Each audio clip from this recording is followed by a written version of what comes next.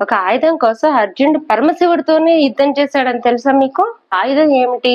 ఆ ఆయుధం వల్ల యుద్ధం వరకు ఎందుకు వెళ్ళింది? అర్జునుడికి గాంధీవానికి ఉన్న సంబంధం ఏమిటి? ఎవరిచ్చారు అర్జునుడికి? పరమశివుడు అర్జునుడికి ఆయుధం ఇచ్చినప్పుడు చెప్పిన రహస్యం ఏంటి? ఇవన్నీ తెలుసుకుందాం.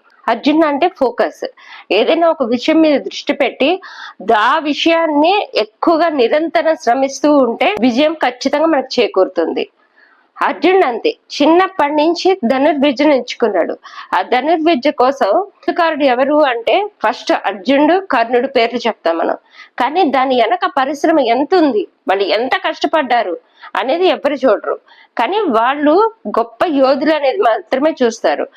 మనం ఎదిగేటప్పుడు కూడా అంతే, మనము ఎంత కష్టపడుతున్నాం అనేది ఎవరికి అవసరం లేదు. మనం సక్సెస్ అయిన తర్వాతే మన గురించి మాట్లాడతారు, మన వైపు చూస్తారు. ఆ ముందు పడిన కష్టం అంతా కూడా మనకి ఎవ్వరికి కనిపించదు. అందమైన గాలిపటం గాల్లో ఎలా ఎగురుతుందో మనకి ఆధారమైన దారం మాత్రం ఎవరికి కనిపించదు. అలాగే మనం చేసే కృషి మాత్రం ఎవరికి కనిపించదు. అర్జునుడు చీకట్లో కూడా బాణాలు వేయగలడు. అంతెందుకు, ద్రౌపది స్వయంవరం అప్పుడు తిరుగుతున్న మత్స్యంత్రాన్ని నీడ చూసి దాన్ని కొట్టాడు. అంటే దాన్ని చూడకుండా బాణం వేశాడు అనమాట, కరెక్ట్ గా గురి తప్పకుండా. దానికోసం ఎంత ప్రాక్టీస్ మనకి అవసరము. ఇప్పుడు చదువుకునే పిల్లల్ని చూస్తుంటే అసలు వాళ్ళకి దృష్టి అనేది పెట్టడం లేదు. ఏదైతే మనం చదువుతున్నామో 1 గంట చదవండి, లేదంటే 2 గంటలు చదవండి, ఎంతసేపు చదివినా కూడా దాని మీద ఫోకస్ పెట్టి చదవాలి. కానీ ఇప్పుడు పిల్లలు మనం అసలు ఆ ఫోకస్ అనేది చూడడం లేదు.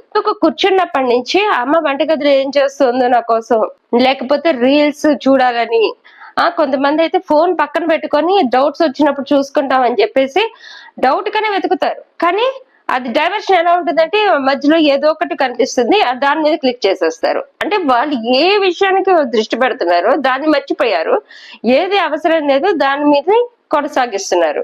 చాలా మంది విద్యార్థులు ఈ రోజుల్లో చదువు మీద ఫోకస్ చేయలేకపోతున్నారు. జూదం ఓడిపోయారంటే అది కేవలం ధర్మరాజు వల్లే.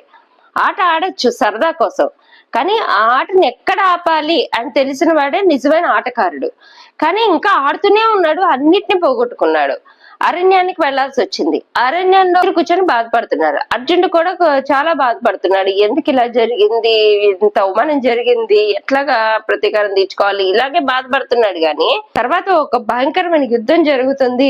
యుద్ధం ఎలాగైనా గెలవాలి. ఆ యుద్ధం గెలవడానికి మనం వేసుకోవాల్సిన పథకం ఏమిటి, ఇవన్నీ ఆలోచించలేకపోయాడు అర్జునుడు. ఆలోచించకుండా అలా బాధపడుతుంటే శ్రీకృష్ణ పరమాత్ముడు వచ్చి, ఏం చేస్తున్నావు నువ్వు, చేతకాని వాడిలాగా ఉన్నావు, సమర్థుడు అయితే యుద్ధం కోసం నీ దగ్గర ఉండే ఆయుధాలే కాదు ఇంకా అస్త్రాలు కావాలి, మనకి అస్త్రాలు సంపాదించుకో అని చెప్పేసి పంపిస్తారనమాట.